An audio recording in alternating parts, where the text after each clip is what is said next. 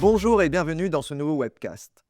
Depuis plus de 2 ans, l'IA générative a profondément transformé nos usages professionnels. Mais une nouvelle étape s'ouvre, celle des agents IA capables d'exécuter des actions et d'orchestrer des processus. Dans ce contexte, comment doit évoluer l'architecture IT? Le cloud suffit-il? Et quelle place pour le poste de travail dans cet environnement? Eh bien, pour en parler aujourd'hui, pour nous éclairer, nous avons le plaisir de recevoir sur ce plateau Frédéric Vickert. Vous êtes Solution Designer Copilot Studio pour Microsoft. Bonjour Frédéric. Bonjour Sylvain. Et Xavier Mabi, vous êtes Solution Architect Digital Workplace pour SCC France. Bonjour Xavier. Bonjour. Alors, première question, Frédéric. On parle donc beaucoup d'IA agentique. Quelles sont les différences fondamentales qui existent entre l'IA agentique et l'IA générative? On utilise l'IA générative dans un système conversationnel aujourd'hui. Donc on va poser une question, le fameux prompt, et l'IA générative génère une réponse qui peut être sous format texte, image, vidéo, audio, globalement ce qu'on veut. L'agent va apporter un petit peu autre chose, c'est qu'il va pouvoir faire des actions. Il va pouvoir, par exemple, envoyer des mails, me créer un document Word, créer une tâche, etc., etc. Donc on va vraiment pouvoir avoir des actions possibles, on appelle ça les tools. Et du coup, l'agent crée un plan d'exécution, hein, quand je lui donne un prompt, il crée ce plan d'exécution, utilise les outils de sa boîte à outils, si je suis dans un système conversationnel. Et l'avantage aussi des agents, c'est qu'on va pouvoir l'utiliser en dehors d'un système conversationnel, ce qu'on appelle les agents autonomes. Un agent qui se déclenche à un instant, par exemple tous les soirs à 23 heures, ou quand je reçois un mail, ou quand je reçois une nouvelle tâche. Donc cet agent va pouvoir se déclencher automatiquement, et s'il orchestre, il va pouvoir appeler d'autres agents pour exécuter la tâche que je lui ai assignée. Très bien. Alors, Xavier, qu'est-ce que ça change concrètement pour les décideurs IT et pour les DSI?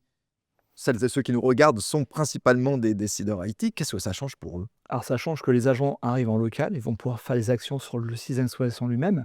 Mais ce qui est surtout important d'abord, c'est de définir une gouvernance.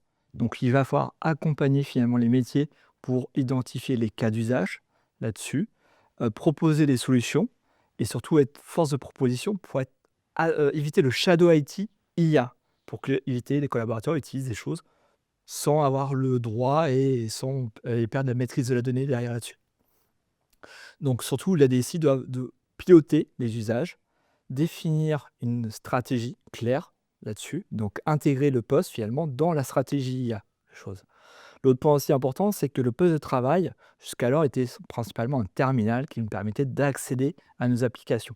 Aujourd'hui, il faut revoir le poste de travail différemment. Ça devient vraiment une plateforme pour les agents là-dessus. Et ce qui nous amène à un monde aujourd'hui d'agents hybrides. On va voir dans certains cas où l'IA va fonctionner en mode cloud pour certains traitements. Donc, on va utiliser aussi bien dans du cloud privé que public, des gros modèles LLM qu'on parle. Mais on va retrouver aussi trouver des modèles plus petits qui vont pouvoir s'exécuter en local pour certaines tâches. Ça va permettre de pouvoir optimiser les performances, l'agilité et surtout une partie de souveraineté de la donnée puisqu'on traite l'information locale. L'autre point qui est surtout important, c'est qu'il va falloir aussi travailler sur la partie persona. Chaque usage métier va être propre selon ses agents IA qu'il va avoir besoin. Donc, il va falloir aussi calibrer, bien qualifier finalement quel type de PC qu'on va avoir besoin pour faire tourner tel type d'agent là-dessus. Donc, le dimensionnement des postes de travail, travailler sur le licencing nécessaire ou pas, et la capacité de traitement. Frédéric, j'aimerais revenir sur une notion que vient d'évoquer, Xavier, qui est celle de l'hybridation de l'IA. En quoi devient-elle essentielle aujourd'hui?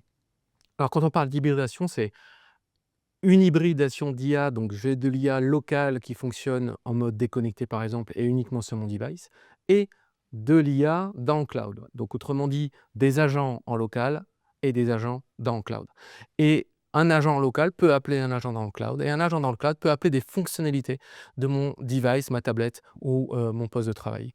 Et donc c'est ce qui va vraiment être assez différent par rapport à quand on parlait d'hybridation on-prem vers le cloud, hein. C'est un peu la même chose, mais sur l'IA on change un petit peu ce paradigme-là. Et ce qui va nous apporter des bénéfices comme l'efficience, on va pouvoir faire en sorte que l'IA en local s'exécute uniquement quand on en a besoin sur un PC qui est efficient en termes de batterie, mais aussi de confidentialité, puisque je vais pouvoir faire exécuter par exemple une IA pour anonymiser des données en local ou pour tout simplement de traiter sans l'envoyer dans le cloud. Donc ça permet vraiment le meilleur des deux mondes. Et aujourd'hui, il est et cloud et device. Alors justement, vous l'avez également évoqué, mais j'aimerais qu'on revienne plus précisément sur cette notion, le poste de travail. En quoi justement redevient-il essentiel dans cette architecture hybride? Frédéric? Ce que j'aime bien dans l'histoire finalement de l'informatique, où le poste de travail dominait, où tout se faisait localement. Ensuite, Internet est arrivé, puis le cloud, où tout se faisait dans le cloud. Et enfin, on arrive à un équilibre. Et c'est pas l'un ou l'autre, c'est les deux, et de façon très équilibrée. Donc c'est là qu'on va avoir le poste de travail qui est beaucoup plus efficient par rapport à certaines époques. Et comme on est dans une époque d'intelligence artificielle, c'est un vrai enjeu technologique en fait. Donc on a aujourd'hui des nouveaux postes de travail, des nouveaux devices qui sont équipés d'un nouveau Windows, Windows 11, et les deux ensemble sont améliorés pour accueillir ces nouveaux scénarios d'intelligence artificielle et d'agents en local. Donc on va avoir des modèles d'intelligence artificielle fournis dans Windows, qui s'exécutent en local, ou des modèles open source qu'on va utiliser en local. Et puis, quand on a besoin de plus de puissance, on va aller vers le cloud. Très bien. Xavier, concrètement, qu'apporte un copilote plus PC dans cet environnement, dans cet univers? Bah, c'est déjà une plateforme pour faire tourner des agents IA. Donc, on a une architecture qui va être spécifique au traitement de l'IA. On va retrouver un CPU, de la GPU et surtout une NPU, Neural Processing Unit, qui doit avoir un minimum de puissance de 40 TOPS pour le traitement de modèles d'IA en local. Là-dessus. Donc, l'exécution de petits modèles. Donc, on va pouvoir ainsi optimiser l'usage cloud, mais aussi faire du traitement souverain de la donnée en local. L'autre point aussi qui est important, c'est que c'est un poste qui a été conçu dès le départ security by design pour la protection au sens global. On reviendra plus tard là-dessus. Mais il apporte aussi des nouveaux usages propres à ce type d'IA, PCIA. Donc, on va retrouver Click to Do qui va nous permettre de pouvoir capturer finalement un tableau qui est dans une image pour pouvoir l'envoyer dans Excel. Fini la ressaisie et les erreurs de frappe. On va retrouver Recall, on va retrouver aussi toute la partie recherche sémantique. On perd beaucoup de temps à retrouver l'information. Donc là, au lieu de faire la recherche par mots-clés, on va pouvoir faire une recherche sur le contexte. Dire, bon, ressors-moi, par exemple, toutes les présentations dans lesquelles tu trouves le PC Copilot plus PC. Des choses comme ça, pour faire simple. Là-dessus, et sans oublier la partie Windows AI Foundry. Donc, qui va permettre de pouvoir héberger différents modèles, aussi bien open source comme tu as évoqué, mais aussi personnalisés pour des traitements bien spécifiques en local, traitement d'images, traitement sur la voix, compte rendu de documents, etc., etc. J'aimerais en profiter pour effectivement faire une clarification et qui se pose aussi à l'esprit de celles et ceux qui nous regardent. On parle souvent de copilote et de copilote plus PC. Quelle différence entre les deux, Frédéric? On parlait tout à l'heure de point d'entrée. L'ordinateur, c'est le point d'entrée vers le cloud et maintenant le point d'entrée vers un monde d'agents qui soit local ou dans le cloud. Copilot, chez Microsoft, c'est le point d'entrée vers le monde d'agents qui est plutôt cloud. Donc on va te parler de Copilot M365, Copilot Chat, GitHub Copilot, Copilot Secure, enfin on a des copilotes un petit peu partout. Et ça dépend du persona. Si je me place aujourd'hui en tant qu'individu qui a besoin de productivité individuelle, je vais utiliser par exemple Copilot M365. Si je me place en tant que développeur, je vais utiliser GitHub Copilot. Mais c'est toujours le même principe, c'est quelque chose qui m'emmène vers un monde d'agents, cloud. Et Copilot plus PC, c'est le point d'entrée qui va me permettre d'accéder à un monde d'agents en local. Et le meilleur des deux mondes, c'est d'avoir un Copilot plus PC qui fait tourner une application de type Copilot, par exemple. Bien sûr. Alors, on va rentrer vraiment dans le concret. Sur le terrain, quels sont les cas d'usage d'IA qui sont possibles sur Copilot plus PC? Frédéric. Avec Windows, on fournit une librairie de modèles d'intelligence artificielle qui permet à tout éditeur, tout développeur et toute entreprise ou collectivité de développer ses propres applications, donc ses propres cas d'usage. Donc on va avoir des modèles qui traitent le texte, le langage. Donc je donne un prompt et il génère une réponse en texte. Je vais avoir des modèles qui traitent l'image, que ce soit pour extraire des objets d'une image, pour éviter du bruit dans une image ou flouter des objets. Je vais avoir des modèles qui créent même une image ou qui donnent une description d'une image existante. Et enfin, je vais avoir des API, donc des modèles d'intelligence artificielle dans Windows, qui vont me permettre d'indexer mes documents texte ou des images en langage naturel, on appelle ça des vecteurs, mais on va dire en langage naturel, pour pouvoir les appeler en langage naturel et faire une recherche, comme disait tout à l'heure Xavier, dans mon langage naturel, que ce soit en français, en anglais, mais surtout avec des mots dans le bon contexte. Alors, on entend souvent aussi, hein, mais si c'est en local, est-ce que j'ai encore besoin de copilote? Qu'est-ce que vous leur répondez? Celles et ceux qui nous regardent aujourd'hui, qui peuvent se poser, cette question. Alors, même si on fournit beaucoup de modèles d'intelligence artificielle qui s'exécutent en local, ce sont des petits modèles, comme disait tout à l'heure Xavier, des SLM, les Small Language Models. Et dans le cloud, on va avoir des modèles plus performants parce qu'ils ont beaucoup, beaucoup plus de paramètres, ont des milliards de paramètres, qu'on appelle des large language models. Et la combinaison des deux fait que j'ai besoin d'un modèle pas gourmand, mais qui est capable de faire quand même pas mal de choses. Je peux l'utiliser en local, on l'a vu grâce au NPU, de façon efficiente. Et j'ai besoin d'un modèle qui résonne beaucoup plus avancé, ou un dernier modèle du marché, qui soit d'un éditeur ou open source, je vais utiliser le cloud. Donc on va avoir les deux en fait ensemble. Et comme on l'a dit tout à l'heure, un Copilot plus PC n'est pas un système conversationnel Copilot, hein. Donc j'ai à chaque fois une entrée vers le cloud et une entrée vers le local. Mmh, très bien. Alors, Xavier, comment concrètement cela s'illustre dans les métiers? Bah, toutes ces fonctionnalités-là, finalement, on va pouvoir les imbriquer pour créer finalement de multiples scénarios métiers pour répondre aux besoins, la chose à suivre.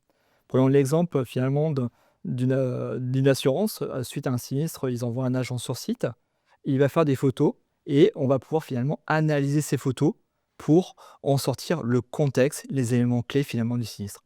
C'est propre pour un sinistre, mais ça peut marcher aussi dans le cadre d'un audit de qualité, dans l'industrie, dans différents secteurs d'activité, choses à suivre. Et derrière, ça va pouvoir structurer finalement aussi, dans ce cas de figure d'assurance, la réponse finalement au dossier de sinistre à mettre là-dessus. L'autre point aussi qui va être intéressant, c'est qu'on va pouvoir aussi travailler sur la confidentialité. La photo, on voit des données à caractère personnel, ici des visages, on va pouvoir les flouter.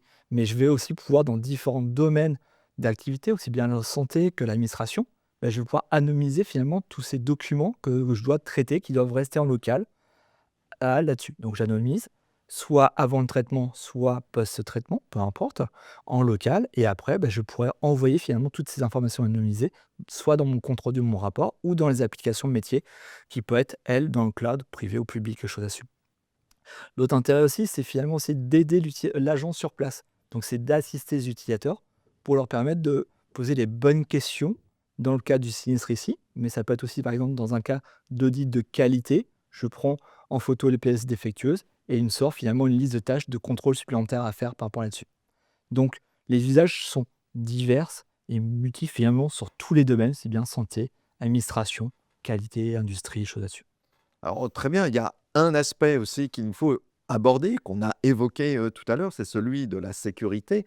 Quels bénéfices, Frédéric, apporte cette approche Windows 11 et poste de travail IA Ready?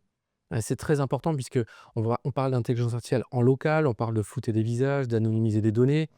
Il faut bien sûr sécuriser la chaîne de bout en bout. Donc sécuriser tous les modèles d'intelligence artificielle qu'on met en place, mais c'est sécuriser le poste de travail, donc le device et les fameux Copilot plus PC. Et chez Microsoft, on a une initiative qui s'appelle Secure Future Initiative, qui fait en sorte qu'aujourd'hui, dans tous nos logiciels et produits, que ce soit matériel et logiciel, hein, on va intégrer de la sécurité dès le début dans la chaîne de production. Donc la sécurité by design et by default également. Donc by design, ça veut dire que c'est fait depuis le début. By default, c'est que par défaut, votre environnement est sécurisé. Et si vous voulez enlever un peu de sécurité, c'est à vous de prendre l'initiative. Je prends un exemple, Recall, qui est l'outil qui permet d'aller prendre des photos, des copies d'écran de ce que je fais sur mon device pour aller les rechercher en langage naturel, est désactivé par défaut. Et c'est à vous de prendre la responsabilité de l'activer si vous le souhaitez, en sachant que tout est sécurisé, tout est local. Donc c'est important de garder cette sécurité de bout en bout. Alors sur nos devices, par exemple, on va même sur la sécurité jusqu'à nos fournisseurs, où on les accompagne et on les aide pour ne pas briser cette chaîne de sécurité jusqu'à la livraison du device. Alors, messieurs, on a beaucoup parlé effectivement de device aujourd'hui, de terminal comme étant une porte d'entrée vers effectivement, l'univers, des agents. Heu Dans ce contexte, est-ce que les DSI, celles et ceux qui nous regardent, doivent donc repenser complètement leur stratégie device pour pouvoir accéder, à cet univers, d'IA agentique? Frédéric? Alors, on l'a dit tout à l'heure, le device devient un équilibre avec le cloud, donc ça s'inscrit automatiquement dans une stratégie. Donc si en tant que DSI, j'ai une stratégie d'aller vers le monde des agents, par défaut, je vais penser cloud, bien évidemment, puisque c'est peut-être ma première démarche, mes premiers cas d'usage, mais très vite, je vais devoir déporter un certain nombre de cas d'usage sur le poste de travail, et on l'a déjà cité plusieurs fois, confidentialité, sécurité, efficience, etc. Donc, et ces cas d'usage-là vont venir des utilisateurs. Donc, inscrire le poste de travail dans sa stratégie d'agent d'intelligence artificielle devient primordial. Et aujourd'hui, on a enfin la capacité de le faire sur ces fameux devices équipés de la NPU, qui ont des cycles de renouvellement de peut-être 5-6 ans. Donc même si un DSI aujourd'hui se pose la question de «j'ai pas de cas d'usage local», on peut prendre pour certains personas, donc il faut bien les qualifier, ces PC, parce qu'ils sont IA capables et hyper sécurisés. Très bien, donc il faut vraiment anticiper dès à présent son device. Xavier, justement, quel premier pas vous recommanderiez à une entreprise qui s'interroge aujourd'hui? Déjà, il ne faut pas prendre le pied technologique. Il faut prendre d'abord vraiment le besoin métier. Donc, il va falloir aller au-devant des utilisateurs de vos métiers pour identifier 2-3 cas d'usage sur lesquels on va pouvoir identifier de la valeur et de la qualité finalement pour améliorer le quotidien de ces utilisateurs-là. Derrière, une fois qu'on a identifié ces cas-là, il va falloir les expérimenter, donc les tester. L'objectif, c'est pas d'entrer dans un projet de transformation qui va prendre plusieurs mois, voire des années. Il faut vraiment fonctionner en petits projets, en mode POV, quelques semaines. Je fais la conception, je teste, je prouve la valeur là-dessus. Et on peut aussi adapter rapidement finalement la conception par rapport aux besoins des utilisateurs. Donc, petit groupe. Il va falloir aussi, comme je l'ai dit, anticiper finalement le futur, parce que l'IA en local va devenir un standard, ça c'est une certitude, la chose là-dessus. Et donc il va falloir l'intégrer impérativement dans la stratégie du renouvellement de parc de PC. C'est pas juste un simple device, ça devient une vraie plateforme pour les agents IA, donc il faut l'anticiper et améliorer l'expérience utilisateur. Très bien, alors messieurs, nous arrivons au terme de notre entretien et j'ai envie de vous poser la même question à tous les deux pour conclure. Dans 3 ans, comment envisagez-vous le poste de travail? Xavier? Alors personnellement, moi, si on m'avait posé la question il y a 2 ans, j'aurais dit, le poste de travail, c'était juste un simple terminal, on travaillait que dans le cloud. Aujourd'hui, avec l'avènement de l'IA, on voit que, tout a été redistribué, hein, les cartes là-dessus. Le poste de travail va devenir finalement le prolongement, de comme le smartphone est devenu aujourd'hui, de notre environnement de travail. Doit venir avec une IA plus personnelle, contextuelle à mes besoins, des choses au quotidien là-dessus. Ah, dans 3 ans. Bah, alors moi, je veux mon Jarvis dans 3 ans. Vous savez, l'IA d'Iron Man. Man. Ouais, celle qui sait où je suis, celle qui comprend ce que je dis, celle qui anticipe des choses. Et c'est ça qui va être très intéressant. Tout à l'heure, je disais que le monde des agents aujourd'hui, c'est des agents qui agissent, qui créent des actions ou qui déclenchent des actions. Demain, dans 3 ans, le monde des agents va être des agents qui prennent l'initiative, qui vont être proactifs. Et donc, pour pouvoir avoir des agents proactifs, il faut que l'agent comprenne bien le langage naturel, comprennent bien l'environnement dans lequel ils s'exécutent. Donc, est-ce que je suis là? Est-ce que je suis pas là? Et me projette la bonne information. Donc, je vois dans le monde des PC quelque chose qui va un petit peu bouger pour mieux accueillir tous les scénarios de langage naturel. Très bien. Bah, écoutez, merci, messieurs, de cet exercice de prospective, en tout cas, dans lequel vous nous avez plongé. Merci Frédéric et merci donc Xavier de nous avoir éclairés sur les enjeux effectivement du poste de travail à l'ère de l'IA agentique. Merci Sylvain. Merci. Et quant à moi, je vous dis à très bientôt pour un prochain webcast.